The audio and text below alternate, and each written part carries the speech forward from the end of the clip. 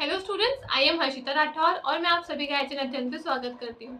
आज की जो हमारी क्लास होगी, हम यहाँ पे रिसर्च एप्टीट्यूड के जो आपके प्रीवियस ईयर के क्वेश्चंस है ना, पीवाईक्यूज जो आपके हैं ना, उनको हम सॉल्व करने वाले हैं इस क्लास के अंदर। ठीक है, तो हमारा पहला क्वेश्चन जो है वो आपका मैच द फॉलोइंग का क्वेश्चन है। सबसे फर्स्ट क्वेश्चन क्या बोला है, आपको दो लिस्ट दे रखी है, लिस्ट 1 एंड लिस्ट 2। आपको यहाँ पे वेरिएबल्स दिए हुए हैं, independent variable, dependent variable, intervening and moderator variable, यानी कि स्वतंत्र चर है, आश्रित चर है, हस्तक्षेपी चर है और परिनियामक चर है। ठीक है, इन चरों का डिस्क्रिप्शन क्या है, विवरण क्या है, उससे आपको इनको मैच करना है।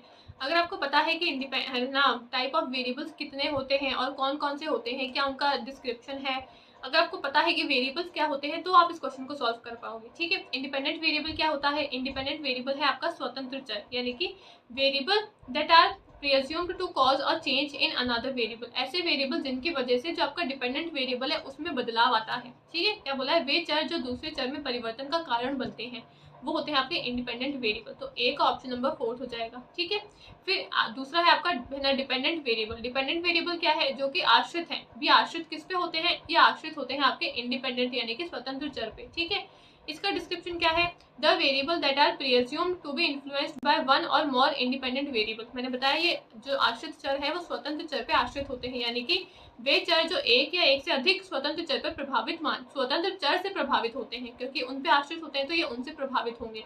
तो इसलिए बी का क्या हो जाएगा, ऑप्शन नंबर 3 हो जाएगा। इंटरवीनिंग यानी कि हस्तक्षेपी चर क्या है, हस्तक्षेपी चर होते हैं the variable that occurs between two और मोर वेरिएबल्स। इंटरवीनिंग है ना, यानी कि दो वेरिएबल के बीच में जो आते हैं, एक है ना अनियत श्रृंखला में दो अन्य चरों के बीच में आने वाले चरों को हम बोलते हैं हस्तक्षेपी चर। ठीक है, इंटरवीनिंग वेरिएबल। और मॉडरेटर क्या होते हैं, परिनियामक चर क्या होते हैं, परिनियामक चर होते हैं वे चर जो अन्य चरों के बीच संबंध को बदलते हैं, यानी कि variables that cause change the relationship between the other variables, यानी कि जो दूसरे वेरिएबल है उनका जो रिजल्ट आने वाला है उस रिजल्ट में जो बदलाव लेकर आते हैं वो होते हैं आपके मॉडरेट वेरिएबल्स, यानी कि परिनियामक चर। तो ये सभी होते हैं आपके इंडिपेंडेंट, डिपेंडेंट, इंटरवीनिंग और मॉडरेटर वेरिएबल। तो ऑप्शन नंबर 20 का करेक्ट आंसर हो जाएगा। ठीक है, यहाँ पे एक्सप्लेनेशन मैंने लिखा हुआ है, इंडिपेंडेंट, डिपेंडेंट चर, इंटरवीनिंग और मॉडरेटर वेरिएबल क्या होते हैं।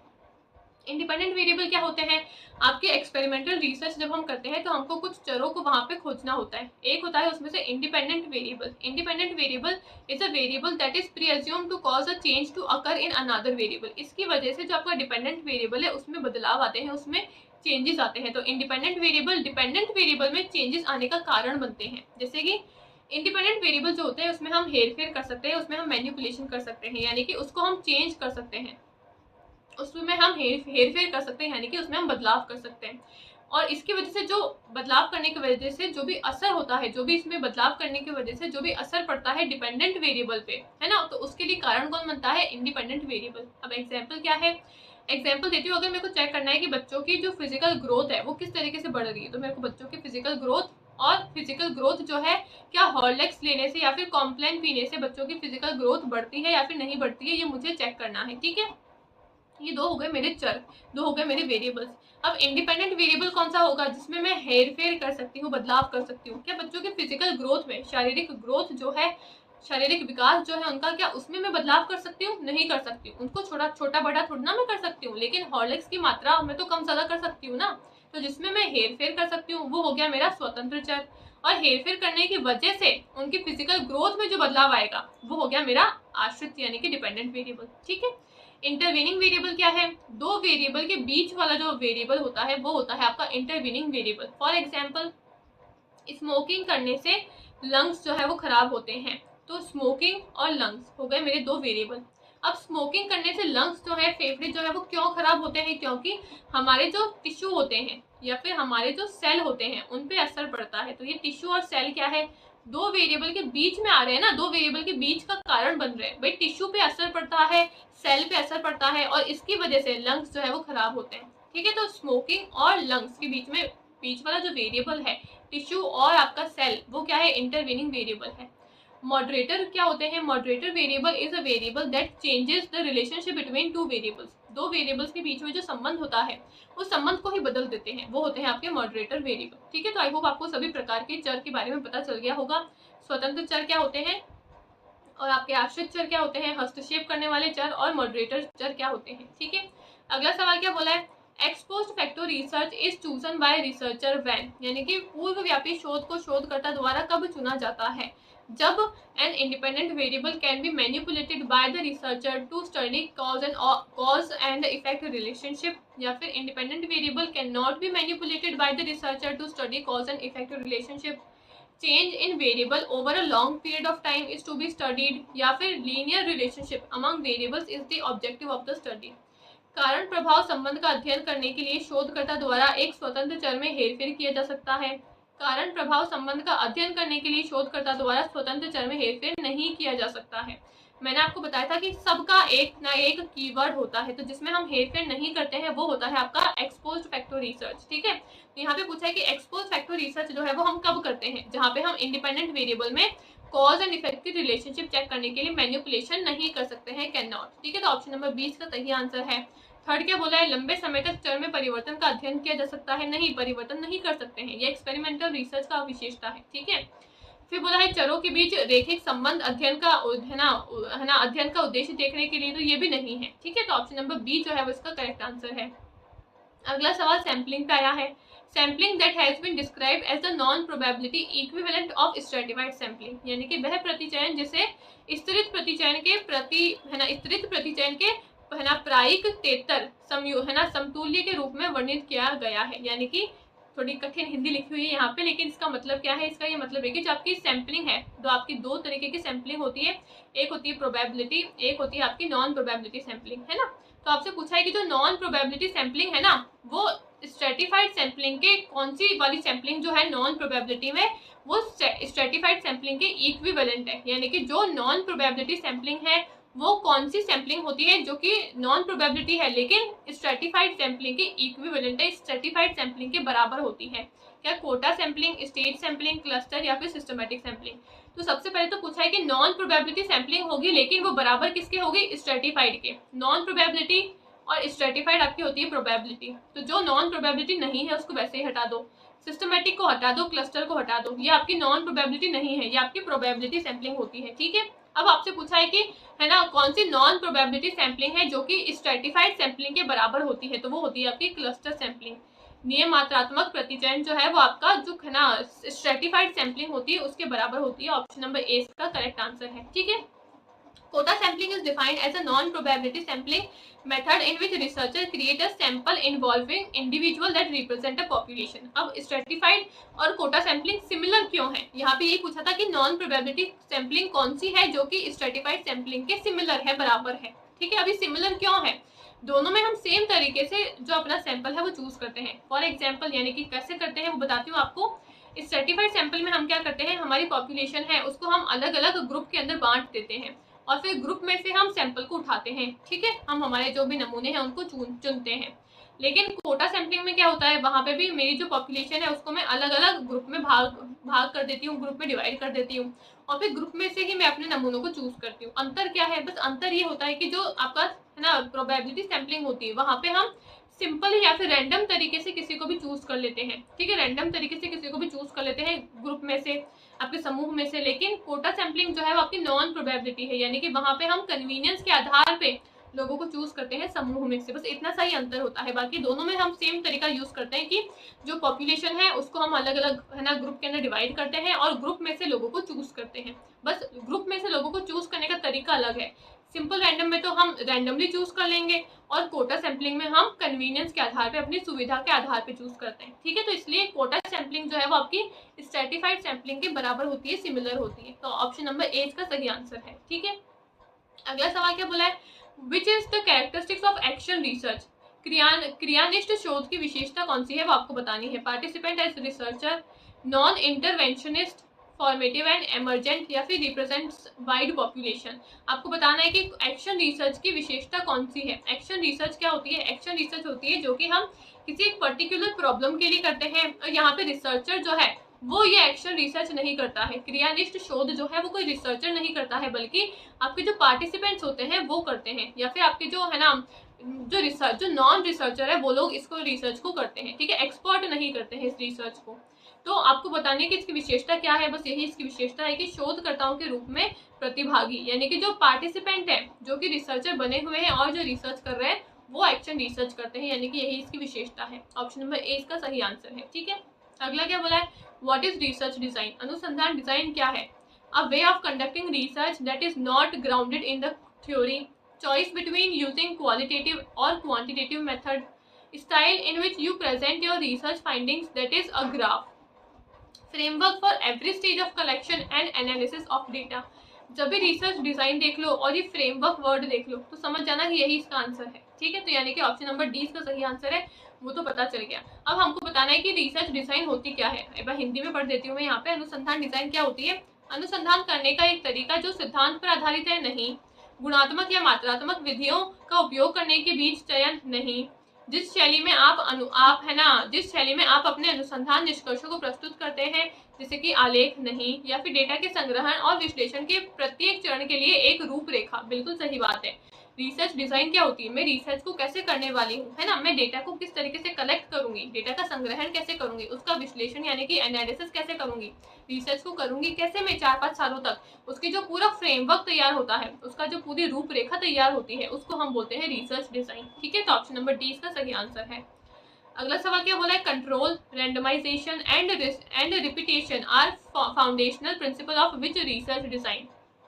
नियंत्रण, यादृच्छिकीकरण, पुनरावर्तन किस अनुसंधान अभिकल्पना के मूलभूत सिद्धांत है, यानी कि जहाँ पे हम कंट्रोल भी करते हैं, हम रैंडमाइजेशन भी करते हैं और हम क्या करते हैं, रिपीटेशन भी करते हैं, पुनरावर्तन भी करते हैं। तो ये आपका फंडामेंटल रिसर्च का विशेषता है, एक्शन रिसर्च की विशेषता है, सर्च कॉन्फ्रेंस की या फिर एक्सपेरिमेंटल रिसर्च की। तो मैंने आपको कितनी बार बताया कि एक्सपेरिमेंटल रिसर्च में हम कंट्रोल करते हैं, तो यानी कि एक ही कंट्रोल वर्ड को देख के कंट्रोल, रैंडमाइजेशन, मैनिपुलेशन, ये सब कुछ आपका सिर्फ और सिर्फ प्रयोगात्मक शोध में ही हो सकता है, प्रयोगात्मक अनुसंधान में ही हो सकता है, एक्सपेरिमेंटल रिसर्च में ही हो सकता है। इसलिए ऑप्शन नंबर डी इसका करेक्ट आंसर है। ठीक है, अगला सवाल अगेन एक्सपेरिमेंटल रिसर्च पे आया है कि in an experimental research dependent variable is the one. Experimental research में प्रायोगिक डिजाइन में आश्रित चर को है ना कौन से होते हैं, यानी कि अब आप देखोगे कि बार बार एक्सपेरिमेंटल रिसर्च से सवाल आपका पूछा जाता है, तो एक्सपेरिमेंटल रिसर्च जो है वो इंपॉर्टेंट है आपके लिए। ठीक है,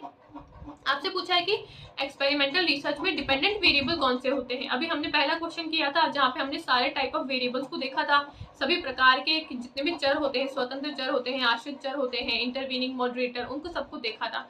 यहाँ पे पूछा है कि आश्रित चर कौन सा है, वो आपको बताना है इन चारों ऑप्शन में से। The one that is not manipulated and in which any changes are observe, जिसमें हेरफेर न किया गया हो और जिसमें कोई भी परिवर्तन देखा गया है। हेरफेर किस में करते हैं, स्वतंत्र चर में करते हैं, और उसका असर किस पे देखते हैं, आश्रित चर पे, यानी कि इसमें हेरफेर नहीं होती है और इसमें हम चेंजेस को देखते हैं, चेंजेस को ऑब्जर्व करते हैं, परिवर्तन को देखते हैं। तो ये ऑप्शन आपका सही हो जाएगा। ठीक है, अगला क्या बोला है, the one that is manipulated in order to observe any effect on the others, यानी कि वह जिसमें दूसरे पर किसी भी प्रभाव का निरीक्षण करने के लिए हेरफेर किया जाता है। हेरफेर हम करते हैं स्वतंत्र चर में, ना कि आश्रित चर में। ठीक है, ये गलत हो जाएगा। अगला क्या बोला है, a measure of extent to which personal values affect research, व्यक्तिगत मूल्य अनुसंधान को किस हद तक प्रभावित करते हैं, नहीं ये भी गलत बात है। Ambiguous concept whose meaning depend on how it is defined, एक अस्पष्ट अवधारणा जिसका अर्थ इस पर निर्भर करता है कि इसे कैसे परिभाषित किया जाता है, तो ये भी बात गलत है। ये भी आपका डिपेंडेंट वेरिएबल के बारे में नहीं बता रहा है, लेकिन ऑप्शन नंबर ए जो है वो आपके आश्रित चर के बारे में बता रहा है। बिल्कुल सही बात, तो इसलिए ऑप्शन नंबर ए इसका करेक्ट आंसर हो जाएगा। ठीक है, आई होप आपको सभी टॉपिक्स, सभी कॉन्सेप्ट जो है वो क्लियर हो रहे होंगे। अब यहाँ पे इसका एक्सप्लेनेशन भी मैंने लिखा हुआ है, जो है ना, यहाँ पे इसका एक्सप्लेनेशन भी आप इसको पढ़ सकते हो बाद में। ठीक है, अब यहाँ पे वेरिएबल क्या है, आई मीन अगला क्वेश्चन क्या बोल रहा है, अ variable that has a causal impact on another variable is called, वह चर जिसका दूसरे चर पर कारणात्मक प्रभाव पड़ता है उसे हम क्या कहते हैं, इंडिपेंडेंट, डिपेंडेंट, कंफाउंडिंग वेरिएबल या फिर एक्सट्रेनियस वेरिएबल। वह वेरिएबल जिसका प्रभाव हम देखते हैं तो वो होता है आपका स्वतंत्र चर, इसको हम मैनिपुलेट करते हैं और इसका प्रभाव देखा जाता है इंडिपेंडेंट वेरिएबल पे, तो इसलिए इंडिपेंडेंट वेरिएबल जो है वो इसका सही आंसर है। ठीक है, अगला सवाल क्या बोला है, identify the threat to internal validity of an investigation, किसी जांच की आंतरिक वैधता के लिए जोखिम की पहचान कीजिए। हम कोई है ना, इंटरनल वैलिडिटी में कौन सा इनमें से थ्रेट है। इंटरनल वैलिडिटी काफी सारी प्रकार की वैधता होती है, उसमें से एक वैधता है आपकी इंटरनल वैलिडिटी। इनमें से कौन सी जो आपके 3 ऑप्शन है वो इंटरनल वैलिडिटी को नुकसान पहुंचा सकते हैं, उनको थ्रेट कर सकते हैं, हिस्ट्री यानी कि इतिहास, उपकरण यानी कि इंस्ट्रूमेंटेशन, एंड मैच्योरेशन यानी कि परिपक्वता। तो तीनों ही ऑप्शन जो है वो आपकी इंटरनल वैलिडिटी को नुकसान पहुंचा सकते हैं, जोखिम है ना पहुंचा सकते हैं। ठीक है, जोखिम की पहचान जो है वो ये तीनों है। तो ऑप्शन नंबर 4 जो है वो इसका करेक्ट आंसर है, A, B एंड C। ठीक है, अगला सवाल क्या बोला है, आपको कथन दिए हुए हैं दो और पूछा है कि कौन सा सही है कौन सा गलत है, वो बताना है। पहला कथन क्या बोल रहा है, the process of deduction involving drawing generalisable inference out of observation. और दूसरा बोला है कि positivism advocate application of method of the natural science of the study of social reality. यानी कि पहला कथन क्या बोल रहा है, निगमन की प्रक्रिया में अवलोकनों से सामान्यकरण है ना निष्कर्ष निकालना शामिल है। और दूसरा बोला है कि प्रत्यक्षवाद है ना सामाजिक वास्तविकता के अध्ययन के लिए प्राकृतिक विज्ञान के तरीके के अनुप्रयोग का समाधान है ना अनुप्रयोग का समर्थन करता है। तो आपको बताने की कौन सा कथन सही है कौन सा गलत है। पहला क्या बोला है, डिडक्शन जिसमें इन्वॉल्व होता है क्या उसमें हम जनरलाइजेबिलिटी कर सकते हैं क्या, ये बात आपकी गलत है। ठीक है, पहला कथन जो है वो आपका गलत है। दूसरा बोला है कि पॉजिटिविज्म जो है वो साइंस को फोकस करता है क्या, बिल्कुल सही बात है। हमने पढ़ा है ना कि भाई पॉजिटिविज्म जो है आपके दो कॉन्सेप्ट है, positivism and post positivism. Positivism क्या बोलता है, जो भी कुछ है वो सिर्फ और सिर्फ क्या है, विज्ञान है, वो सिर्फ और सिर्फ साइंस है। तो ये बात आपका सही है। पोस्ट पॉजिटिविज्म क्या बोलता है, विज्ञान प्लस तर्क यानी कि साइंस प्लस लॉजिक की बात करता है आपका पोस्ट पॉजिटिविज्म। ठीक है, तो उत्तर प्रत्यक्षवाद जिसको हम बोलते हैं हिंदी में। तो पहला कथन गलत है, दूसरा कथन आपका सही है। ऑप्शन नंबर 4 जो है वो इसका करेक्ट आंसर है। अगला सवाल क्या बोला है, which of the following refers to method of sampling in which a core group of participants who are initially sampled for a research study recruit or recommend other potential participants। यानी कि निम्नलिखित में से कौन सा प्रतिदर्शन एक विधि को संदर्भित करता है जिसमें प्रतिभागियों का एक मुख्य समूह जो शुरू में एक शोध अध्ययन के लिए प्रतिदर्शन किया जाता है अन्य संभावित प्रतिभागियों को भर्ती करता है और उनकी सिफारिश करता है, वो कौन सा आपका सैम्पलिंग मेथड है। सिंपल रैंडम, स्नोबॉल, कोटा या फिर स्ट्रेटिफाइड। आपसे सिंपली सैम्पलिंग से सवाल पूछा गया है कि ऐसा कौन सा प्रकार है आपकी सैम्पलिंग का, ऐसा कौन सा प्रकार है आपका सैम्पलिंग का जो आपको एक पार्टिसिपेंट से दूसरे पार्टिसिपेंट तक पहुंचने में मदद करता है, वो है आपका स्नोबॉल सैम्पलिंग। अब ये क्या होता है, स्नोबॉल प्रतिदर्शन होता क्या है, मैंने आपको समझाया था इससे प्रीवियस वीडियो में कि भाई ऐसे मेरी पॉपुलेशन है, मेरे जो पार्टिसिपेंट्स हैं वो ऐसे हैं जिन तक पहुंच पाना मेरे लिए आसान नहीं है, जिन तक पहुंचना मेरे लिए कठिन है। ठीक है, तो ऐसे में मैं क्या करूंगी, स्नोबॉल सैम्पलिंग का यूज करूंगी। फॉर एग्जाम्पल आपको मैंने ड्रग्स वाला एग्जांपल दिया था कि अगर मेरे को देखना है कि कौन से बच्चे जो है वो ड्रग्स लेते हैं, ठीक है, तो मेरे को आसान तरीके से नहीं पता चलेगा भाई अच्छा ये बच्चा जो है वो ड्रग्स लेता है या फिर वो बच्चा जो है वो ड्रग्स लेता है, कोई मेरे को खुद सामने से आके थोड़ा ना बताएगा, तो मेरे को पता नहीं चलेगा। तो मैं यहाँ पे किस तरीके से अपना सैंपल चूज करूंगी, नमूने चूज कैसे करूंगी, भाई कोई एक दो बच्चे जो है जो उस ग्रुप से जुड़े हुए हैं जिनको पता है उसके बारे में, तो मैं उनसे जाके अपनी है ना उनसे कनेक्ट करूंगी, उनसे बात करूंगी। अब एक इंसान के बारे में मेरे को पता चल गया, अब वो मेरे को बाकी सभी लोगों तक लेकर जाएगा। कैसे लेकर जाएगा, उससे मैंने सवाल जवाब किए और उसको बोला कि भाई और भी जो लोग हैं जो ड्रग्स लेते हैं आप उनको भी मेरे पास में लेकर आना। तो इसने दो और लोगों को गया, दो लोगों के पास में और गया और उनको बोला भाई वो आपको बुला रही है। ठीक है, तो यानी कि ये इसने दो लोगों को और रिकमेंड किया।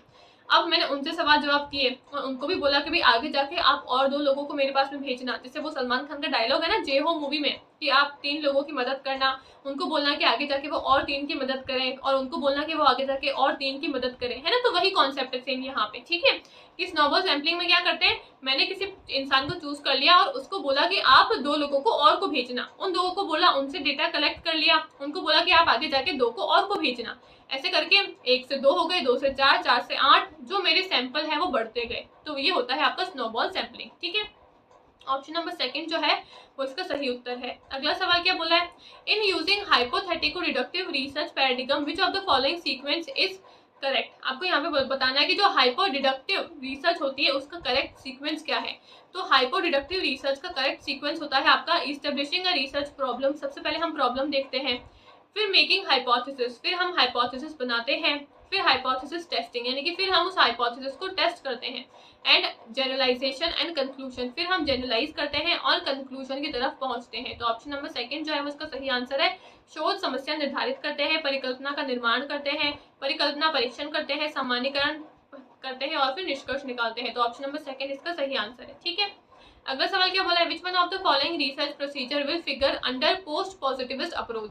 निम्नलिखित में से कौन सी शोध प्रक्रिया है ना, आपकी जो पोस्ट पॉजिटिविस्ट अप्रोच होती है उसके अंतर्गत आती है। नॉर्मेटिव, एक्सपेरिमेंटल, एथनोग्राफिक या फिर एक्सपोस्ट फैक्टर।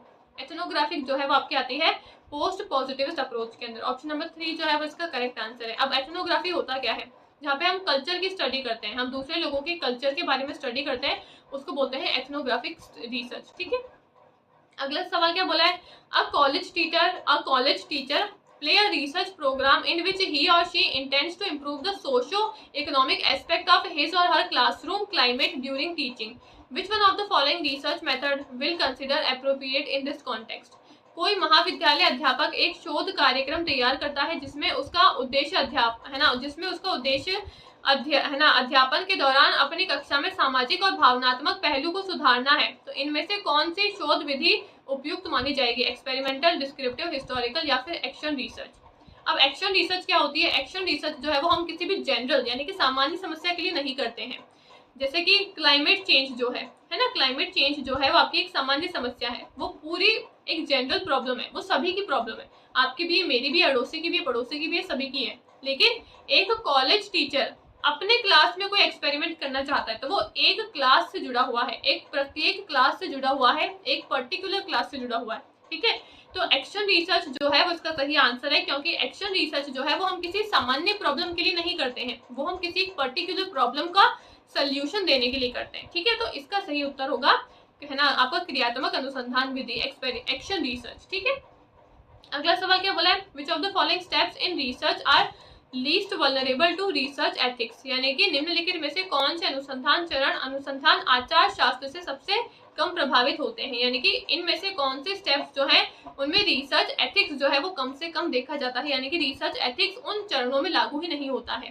पहला है identifying research variable, defining research variable, data collection, data analysis and reporting. तो डेटा कलेक्शन जो भी हम करते हैं वो हमको रिसर्च एथिक्स को ध्यान में रख के ही किया जाता है, डेटा एनालिसिस भी रिसर्च एथिक्स को ध्यान में रख के ही किया जाता है, और रिपोर्ट जो हम करते हैं वो भी हम डेटा के जो एथिक्स होते हैं उसको ध्यान में रख के करते हैं। यानी कि ऑप्शन नंबर आपका सी, डी और ई तो एलिमिनेट कर दो, जहां पे भी सी, डी और ई आ रहा है उसको एलिमिनेट कर दो बच्चे। कौन से, ए और बी, तो पहला इसका सही आंसर हो गया। क्या पूछा था सवाल में, कौन से चरण है, ये सभी आपके चरण है रिसर्च करने के, तो पूछा था आपसे कि कौन से चरण है जहाँ पे रिसर्च एथिक्स कम से कम यूज में आता है, लीस्ट वल्नरेबल है। तो पहला है आपका रिसर्च के वेरिएबल्स को फाइंड करना और उनको डिफाइन करना, यहाँ पे हम रिसर्च एथिक्स का प्रयोग नहीं करते हैं, तो इसलिए ए और बी यानी कि पहला ऑप्शन इसका सही आंसर होता है। ठीक है, अगला सवाल क्या बोला है, a personalist style of writing a research report are permissible in which of the following research, यानी कि निम्नलिखित में से किस प्रकार के शोध में शोध प्रतिवेदन लेखन की आत्मनिष्ठ शैली का प्रयोग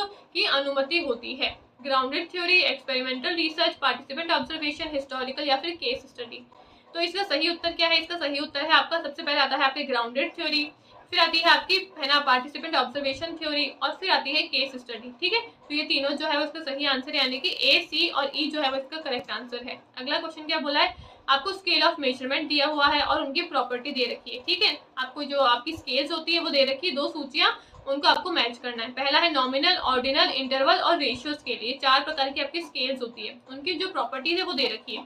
नॉमिनल स्केल क्या होती है, मैंने आपको पहले ही बताया, जहाँ पे हम सिर्फ नाम देते हैं। ठीक है, जहाँ पे हम सिर्फ और सिर्फ नाम देते हैं, यानी कि सिर्फ और सिर्फ जहाँ पे हम क्लासिफिकेशन करते हैं, तो ए का हो जाएगा ऑप्शन नंबर 4। जहाँ पे ए का ऑप्शन नंबर 4 नहीं है उसको एलिमिनेट कर दो, बस तीनों ऑप्शन एलिमिनेट हो गए, एक ही बचता है, तो ये आपका आंसर हो जाता है। यानी कि एलिमिनेशन टेक्निक से आप काफी सारे क्वेश्चंस को सॉल्व कर सकते हो। ठीक है, अगला सवाल है, और अगला ऑप्शन क्या बोला है, ऑर्डिनल स्केल। ऑर्डिनल स्केल क्या होती है, जहाँ पे हम नाम के साथ साथ ऑर्डर भी देते हैं, क्लासिफिकेशन प्लस ऑर्डर भी देते हैं, तो बी का हो जाएगा फर्स्ट। फिर है इंटरवल। इंटरवल स्केल क्या होती है, इंटरवल स्केल में क्लासिफिकेशन ऑर्डर तो होते ही, साथ साथ इक्वल यूनिट भी होती है, दो वेरिएबल के बीच का जो डिस्टेंस है, जो दूरी है, वो भी सेम होती है। जैसे कि मैंने आपको एग्जाम्पल देकर बताया था, 5 है, फिर 10 है, फिर 10 के बाद में आपका 15 हो जाएगा, तो इनके बीच की क्या हो जाएगी, 15 के बाद में आपका 20 हो गया। इनके बीच की दूरी क्या है, सब में 5-5 का गैप है, तो दूरी जो है इक्वल डिस्टेंस है ना, तो ये आता है आपका इंटरवल रेशियो में, इंटरवल स्केल में। और रेशियो क्या है, रेशियो में क्लासिफिकेशन, ऑर्डर, इक्वल यूनिट और एब्सोल्यूट जीरो, यानी कि मीनिंगफुल 0 पॉइंट होता है, जहाँ पे 0 का मतलब 0 ही होता है। तो ऑप्शन नंबर डी जो है वो इसका करेक्ट आंसर है। अगला सवाल क्या बोला है, a teacher propose to find out effect of praise and encouragement during a teaching learning session based on Skinner's theory of reinforcement. What type of research will it belong to, fundamental, evaluate, action या फिर applied research. एक teacher है जिसको, है ना, जो BF Skinner की जो हमने री की जो थ्योरी देखी है उसके अनुसार उसको क्या करना है, वो टीचिंग लर्निंग में अपना इफेक्ट ऑफ प्रेस को चेक करना चाहती है। यानी कि कोई शिक्षक स्किनर के प्रबलन सिद्धांत पर आधारित शिक्षण अधिगम सत्र अवधि में प्रशंसा और प्रोत्साहन का प्रभाव ज्ञात करने का प्रस्ताव, है ना, प्रस्ताव करता है। कोई टीचर है उसको अपनी टीचिंग लर्निंग सेशन में क्या करना है, BF स्किनर की जो थ्योरी ऑफ री है उसमें इफेक्ट ऑफ प्रेस को चेक करना है, प्रबलन सिद्धांत को चेक करना है। ठीक है, तो इनमें से कौन सी रिसर्च वो करेगा, वो करेगा अप्लाइड रिसर्च।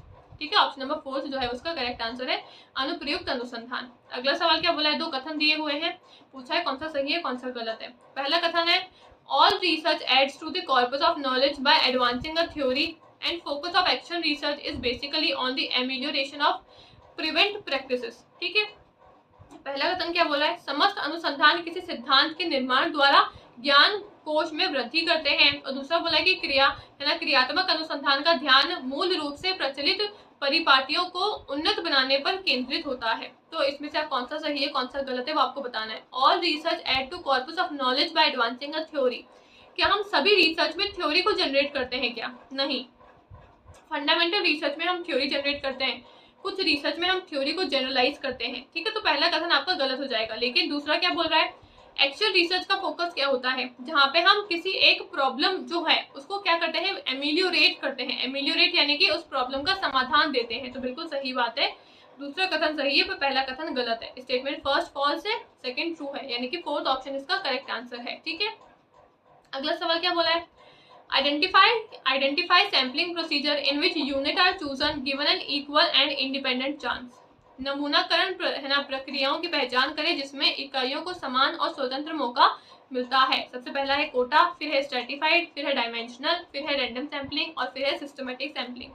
इक्वल चांस किसमें मिलता है, इक्वल चांस मिलता है आपके प्रोबेबिलिटी यानी कि सिंपल प्रोबेबिलिटी मेथड के अंदर। एक होता है नॉन प्रोबेबिलिटी, एक होता है प्रोबेबिलिटी। तो सिंपल प्रोबेबिलिटी जो यानी कि आपका है ना रैंडम प्रोबेबिलिटी मेथड होता है उसमें हम इक्वल चांस देते हैं। तो इक्वल चांस रैंडम प्रोबेबिलिटी में होता है। जो रैंडम प्रोबेबिलिटी नहीं है उसको एलिमिनेट करो, इसके आंसर आपके सामने आ जाएगा। ठीक है, तो कोटा सैम्पलिंग जो है वो आपका रैंडम सैम्पलिंग नहीं होता है, ए को एलिमिनेट कर दो, जहाँ पे ए है उसको एलिमिनेट कर दो। सर्टिफाइड सैम्पलिंग आपका रैंडम सैम्पलिंग होता है। डायमेंशनल जो है वो भी आपका रैंडम सैम्पलिंग जो है वो नहीं होता है, इसको भी एलिमिनेट करो।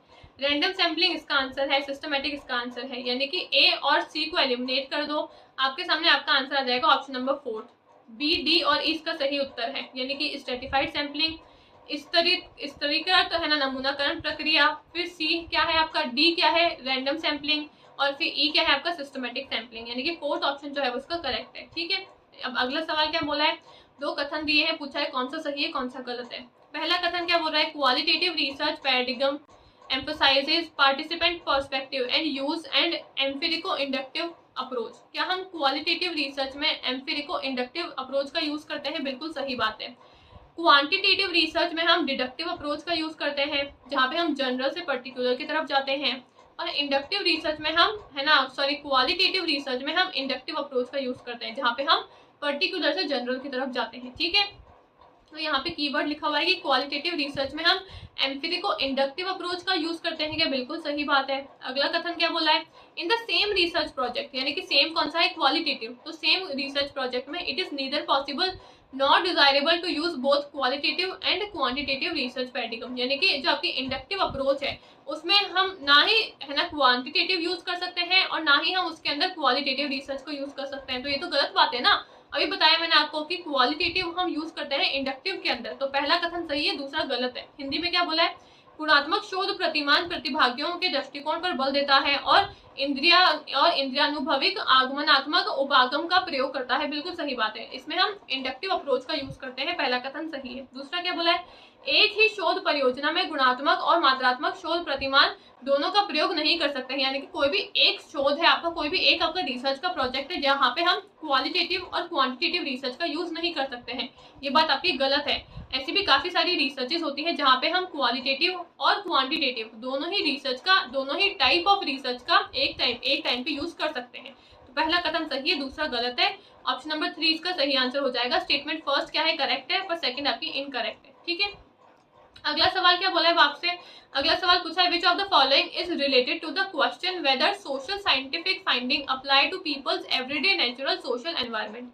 निम्नलिखित में से कौन सा इस प्रश्न से संबंधित है कि क्या सामाजिक वैज्ञानिक निष्कर्ष लोगों के प्रतिदिन के है ना प्राकृतिक सामाजिक परिवेश पर लागू होते हैं। ऐसी कौन सी आपकी वैलिडिटी है, इकोलॉजिकल, एक्सटर्नल, मेजरमेंट या फिर वर्चुअल। तो ये होती है आपकी पारिस्थितिकी वैधता यानी कि इकोलॉजिकल वैलिडिटी।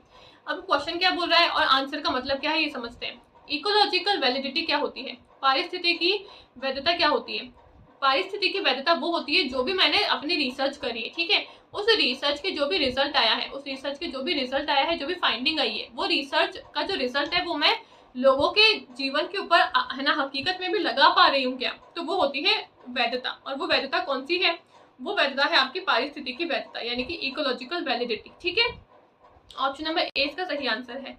अगला सवाल क्या बोला है, एपिस्टेमोलॉजिकल है ना position that advocate application of method of the natural science to the study of social reality and beyond. यानी कि एक ज्ञान मीमांसिक स्थिति जो सामाजिक वास्तविकता और उससे परे एक अध्ययन के लिए प्राकृतिक विज्ञान के तरीके के अनुप्रयोग की है ना वकालत करती है। तो वो पॉजिटिविज्म है, इंटरप्रेटिविज्म है, ऑब्जेक्टिविज्म है या फिर कंस्ट्रक्टिविज्म है। ऐसी कौन सी स्टडी है जो कि साइंस की वकालत करती है, सिंपल सा ये मतलब है सवाल का। तो ऐसी एक ही स्टडी हो सकती है पॉजिटिविज्म। प्रत्यक्षवाद, प्रत्यक्षवाद जो है वो साइंस और साइंस करता है यानी कि वो साइंस की वकालत करता है। एक है आपका पोस्ट पॉजिटिविज्म जो कि क्या करता है, वो बात करता है साइंस प्लस तर्क की यानी कि साइंस प्लस लॉजिक की बात करता है, ठीक है। तो उत्तर पहला जो है उसका सही आंसर है। अगला सवाल क्या बोला है, identify similarity between quantitative and qualitative research. Quantitative research मात्रात्मक और गुणात्मक अनुसंधान की समानताएं क्या है वो आपको बतानी है। Both are concerned with data reduction, both are concerned with variation in data, both lay emphasis on contextual understanding, both lay on generalization, both are concerned with answering research question। यानी कि गुणात्मक और मात्रात्मक अनुसंधान के बीच में समानताएं क्या है वो आपको बतानी है। दोनों ही आंकड़ों के नमूने में संबंधित हैं, दोनों आंकड़ों में है ना विचरण से संबंधित है, दोनों संदर्भात्मक अवबोधन पर बल देते हैं, दोनों सामान्यीकरण पर बल देते हैं या फिर दोनों अनुसंधान प्रश्न के उत्तर देने में संबंधित हैं। तो इसका सही उत्तर क्या होगा, दोनों ही आपके डेटा रिडक्शन में काम आते हैं, दोनों ही आपके वेरिएशन इन डेटा से जुड़े हुए हैं और दोनों ही आपके क्वेश्चन का आंसर देने के लिए काम आते हैं। तो ऑप्शन नंबर 4 जो है ए, बी और ई इसका सही आंसर है, ठीक है। अगला सवाल क्या बोला है, which among the following is an open source software for data analysis. निम्नलिखित में से कौन सा डेटा विश्लेषण के लिए ओपन सोर्स सॉफ्टवेयर है। जब भी हम रिसर्च पढ़ते हैं या फिर टीचिंग एप्टीट्यूड पढ़ते हैं तो आजकल आपसे सॉफ्टवेयर के ऊपर काफी क्वेश्चन जो है वो पूछे जाने लगे हैं, ठीक है। तो इस सॉफ्टवेयर से ही आपका एक क्वेश्चन है कि डेटा को जब हम एनालाइज कर रहे हैं, जब भी हम डेटा का विश्लेषण कर रहे हैं तो हम कौन सा सॉफ्टवेयर का प्रयोग करते हैं, SPSS, मैटलैब, आर या फिर मिनीटैब। SPSS काफी इंपॉर्टेंट है, वैसे तो ये चारों ही इंपॉर्टेंट है, पर SPSS से आजकल जो आपके अभी जून में और दिसंबर में एग्जाम हुए थे रिसर्च में, उस टॉपिक से ये आपका SPSS जो है ये बार बार पूछा गया था सॉफ्टवेयर के लिए, ठीक है। तो आपको पता होना चाहिए कि सारे सॉफ्टवेयर जो है वो कब किसके लिए यूज में आते हैं। जब भी डेटा का विश्लेषण करना है तो हम R का यूज करते हैं, ठीक है, ये आपका एक सॉफ्टवेयर है। तो ऑप्शन नंबर 3 इसका सही आंसर है। अगला सवाल क्या बोला है, अगला सवाल बोला है according to UG regulation 2018 on plagiarism level 3 कौन सा होता है। आपके प्लेगैरिज्म जो आप करते हो, साहित्य की चोरी जो आप करते हो, उसमें 3 लेवल जो है वो कौन सा आता है। आपके है ना 4 लेवल होते हैं, ठीक है। एक होता है लेवल 0, एक होता है लेवल 1, एक होता है लेवल 2 और एक होता है लेवल 3। वैसे तो लेवल 3 तक ही होते हैं, पर 1 2 3 4 गिने तो गिनती में 4 आते हैं, ठीक है। आपसे पूछा है कि लेवल 3 वाला कौन सा है, ये है लेवल 3 जो कि होता है आपका 60 से अधिक। पहला होता है जब हम साहित्य की चोरी करते हैं 10%, अपनी शोध में जब हम 10% साहित्य की चोरी करते हैं वो आता है आपके 0 लेवल में। दूसरा आता है 10 से 40%, जब भी हम साहित्य की चोरी करते हैं वो होता है लेवल 1। लेवल 2 होता है जब भी हम 40 से 60% साहित्य की चोरी करते हैं तो वो होता है आपका लेवल है ना 2। और लेवल 3 क्या है, लेवल 3 होता है अबव 60, यानी कि जब भी हम 60% से ज्यादा साहित्य की चोरी कर देते हैं रिसर्च में तो वो आपका लेवल 3 कहलाता है। तो इसलिए यहाँ पे पूछा था लेवल 3 कौन सा है, जहाँ पे हम 60% से अधिक साहित्य की चोरी करते हैं, यानी कि अबव 60%। ये आपका सही आंसर है, पहला ऑप्शन, ठीक है। तो ये थी हमारी आज की क्लास जहाँ पे हमने रिसर्च एप्टीट्यूड के प्रीवियस ईयर के क्वेश्चंस को सॉल्व किया है। आई होप आपको क्वेश्चंस जो है वो अच्छे लगे होंगे और जो भी मैंने एक्सप्लेनेशन देकर आपको समझाया है वो हर एक चीज़ जो है वो आपको अच्छे से समझ में आ गई होगी, ठीक है। Thank you.